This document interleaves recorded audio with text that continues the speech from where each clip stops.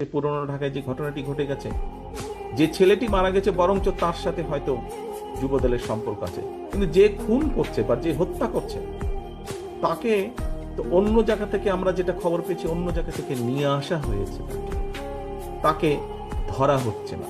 ধরা হলো অন্যদেরকে অ্যারেস্ট করা হলো, তাকে ধরা হচ্ছে না, কি তাকে আসামিও পর্যন্ত বোধহয় করা হয়নি এখন পর্যন্ত। কেন হয়নি, কেন ধরা হচ্ছে না?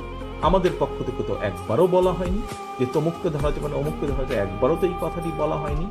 আমরা বরাবর বলে দিচ্ছি, একটু আগে যেটি আপনাদের সামনে বলেছি, বরাবর আমরা বলেছি অন্যায়কারী আইনের দৃষ্টিতে তার বিচার হবে। দলের সাথে তার কি সম্পর্ক, কিচ্ছু যায় আসে না, তাকে দল কোনো রকম প্রশ্রয় দিবে না। কেউ যদি কোনো অন্যায় করে থাকে, তাহলে প্রশাসন ধরছে না কেন তাকে?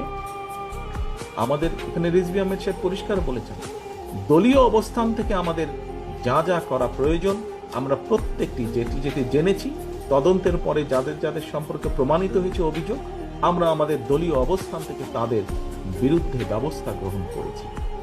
আইন শৃঙ্খলা বাহিনী কেন তাহলে বসে আছেন? আইন শৃঙ্খলা বাহিনীকে চালায় কে? বিএনপি তো চালায় না, চালাচ্ছে তো সরকার। তাহলে সরকার কেন ব্যবস্থা নিচ্ছে না তাদের বিরুদ্ধে? সেটি দলেরই হোক বা সেটি অন্য কোনো লোকই হোক, কেন ব্যবস্থা নিচ্ছে না?